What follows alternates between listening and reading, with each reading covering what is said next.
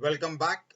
In this part of the chapter Electromagnetic Induction, we are going to Inductance learn of a inductance solenoid. of a solenoid, We the know energy that stored in according the to the magnetic Ampere's field, circular the law, the concept of magnetic mutual induction inductance, produced at the center and of the solenoid is transformers. given by mu naught Ni, where N is the number of turns per unit length, I is the current flowing through the solenoid, and mu naught is the permeability of the medium, that is the free space.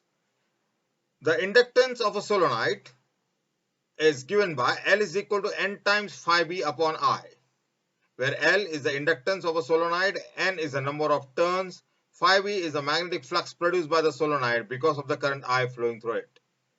N phi b can be written as N into L times the scalar product of magnetic induction with area vector. As the angle between the magnetic induction and the area vector is 0 degree, N phi b is equal to N into small l times Ba.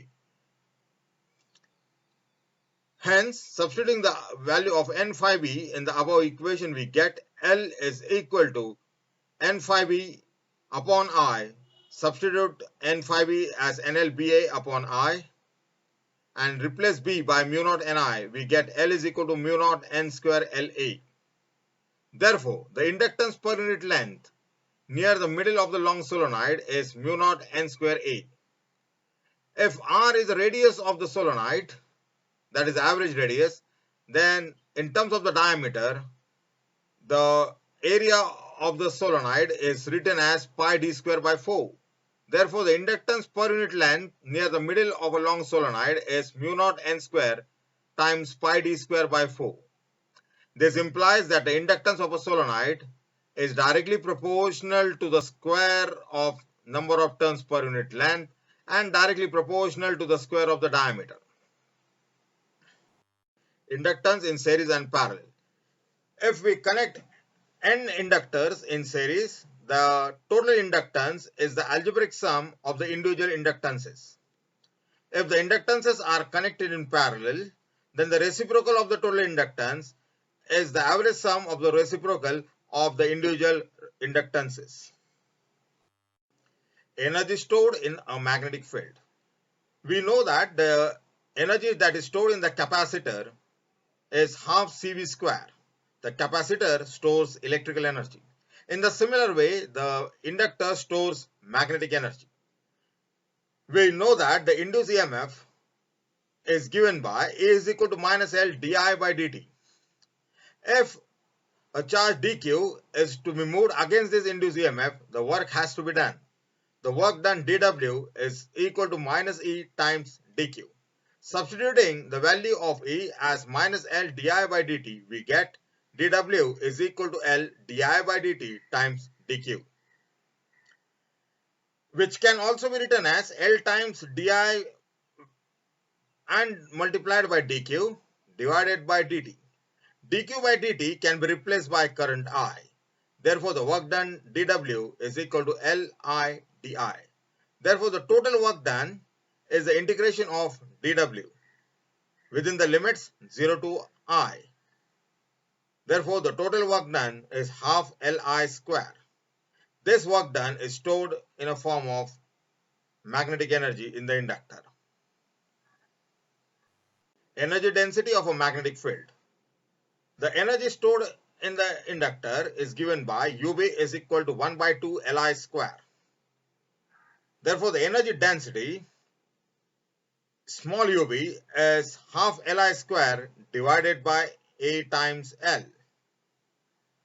Therefore, UB is equal to, that is the energy density, is equal to 1 by 2 Li square into 1 upon Al.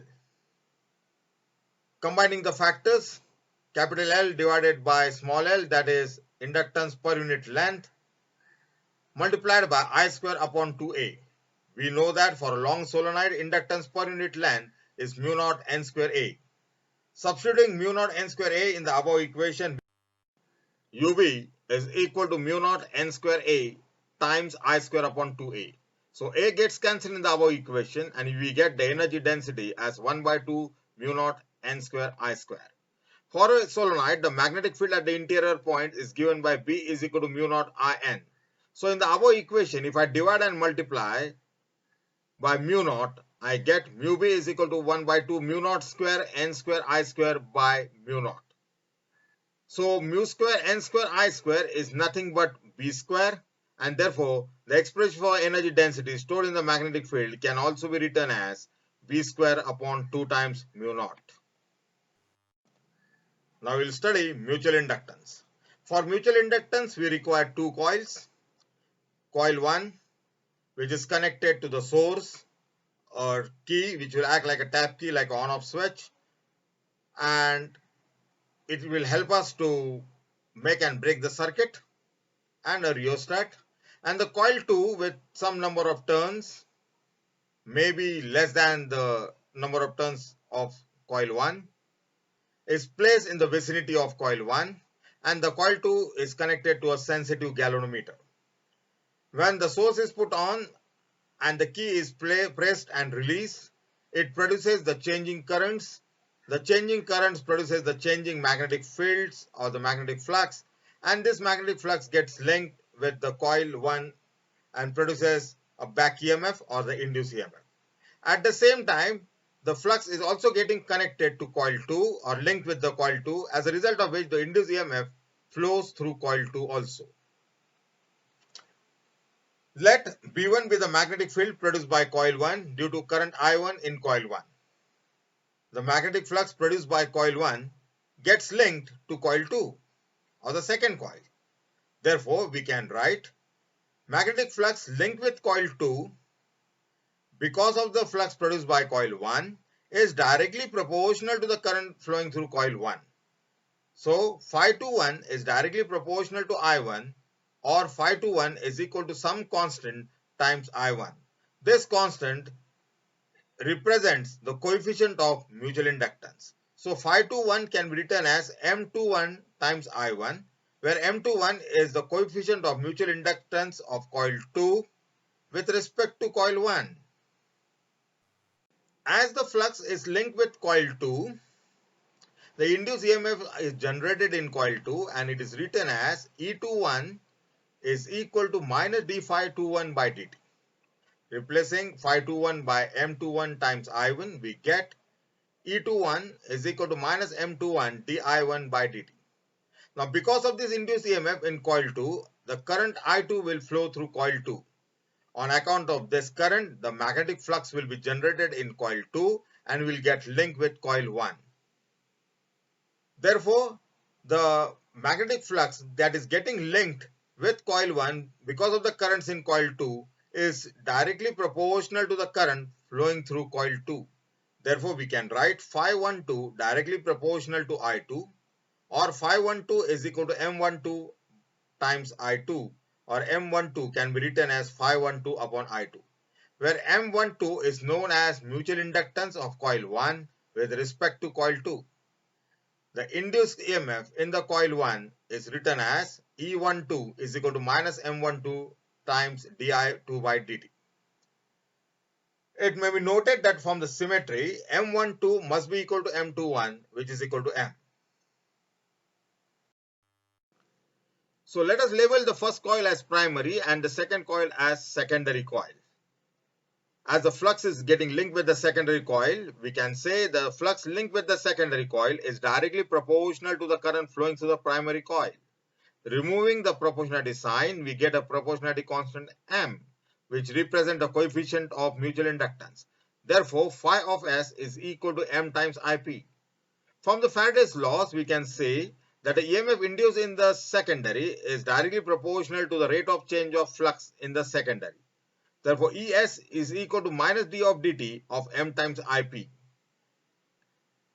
Therefore, E is equal to minus M dIP by dt. So, we can define the mutual inductance as the ratio of the EMF in the secondary coil to the rate of change of current in the primary coil. Hence, mutual inductance is defined as the value of induced EMF produced in the secondary circuit per unit rate of change in the current in the primary circuit. Coefficient of coupling between the two circuits. Coefficient of coupling K is the measure of the fraction of flux that gets linked to the secondary coil. So it is defined as the coefficient of coupling is a measure of portion of flux that reaches coil 2 which is in the vicinity of coil 1. The greater the coefficient of coupling indicates the greater value of mutual inductance. Inductance of any circuit is proportional to the induced voltage it can develop. And this is equally true for mutual inductance. So for coil 1, we write the inductance as L1, which is equal to N1 phi1 upon I1, where N1 is the number of turns of the coil 1, phi1 is the magnetic flux produced by coil 1, and I1 is the current flowing through coil 1. Similarly, the inductance of the second coil or the secondary coil L2 is equal to N2 phi2 upon I2, where N2 is the number of turns of the second coil, phi2 is the flux produced by the second coil because of the current I2 flowing through it. The mutual inductance of coil 1 with respect to coil 2 can be written as M12, which is equal to N1 phi12 upon I1, and mutual inductance of coil 2 with respect to coil 1 is M21 is equal to N2 phi21 divided by I2. Now, phi12 is directly proportional to K times phi1, and phi21 is directly proportional to K times phi2, where K is the coefficient of coupling. Therefore, M12 is equal to N1K phi1 upon I1, and M21 is equal to N2K phi2 upon I2. If we take M1 is equal to M2, 1 is equal to M, then M is equal to N1K phi1 upon I1, and for the second coil M is equal to N2K phi2 upon I2. Multiplying both the equations, that is equation 1 and equation 2, we get M square is equal to K square L1 L2. Therefore, M is equal to K times under root of L1 L2. The value of K is usually less than unity. If the K takes the value equal to 1, then we can say the two coils are perfectly coupled, a very ideal stage. In that case, M is equal to under root of L1 L2. If K is greater than 0.5, the two coils are tightly coupled. If K is less than 0.5, the coils are loosely coupled. If the inductance of both the coils are same, that is the self-inductance are equal, then M is equal to L. If K is equal to 0, then the two coils are magnetically insulated from each other. The device that works on the principle of mutual inductance is transformer. Transformer consists of two coils, namely primary coil and secondary coil, wound on an iron core. The number of turns of the primary is Np and number of turns in the secondary coil is labeled as Ns. Let phi be the magnetic flux linked per turn with both the coils at any instant of time t. Therefore, the magnetic flux linked with the primary is phi p is equal to Np times phi, and with the secondary coil, the flux linked is phi s, which is equal to Ns times phi. The induced EMF in primary and secondary coil will be given by the Faraday's lens equation. Ep is equal to minus d phi p by dt. Substitute phi p as Np times phi and take the first derivative. We get Ep is equal to minus Np d phi by dt. Similarly, the flux linked with the secondary and producing the EMF in the secondary, Es, is equal to minus Ns d phi by dt. Substituting phi s as Ns times phi, we get Es is equal to minus Ns d phi by dt. Taking the ratio of EMF across secondary to the EMF across primary, we get Es upon Ep is equal to Ns upon Np. The ratio Ns upon Np is called as the turn ratio or the transformer's ratio. For an ideal transformer, the ideal power must be equal to output power. Therefore, EP-IP must be equal to ES-IS.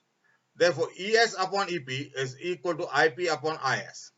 This proves that the current in the primary is inversely proportional to the number of turns of the primary, and the current in the secondary is inversely proportional to the number of turns of the secondary. The transformers are of two types, step up and step down. When we say step up transformer, the number of turns of secondary are greater than that of the primary. Therefore, the EMF across the secondary is greater than that of the primary, or current across primary is greater than that of secondary. On the other hand, for the domestic use, we use the step down transformer in which the number of turns of the secondary are less than the number of turns of the primary. That proves that the EMF across secondary is less than the EMF across primary, or the current across primary is less than the current across secondary.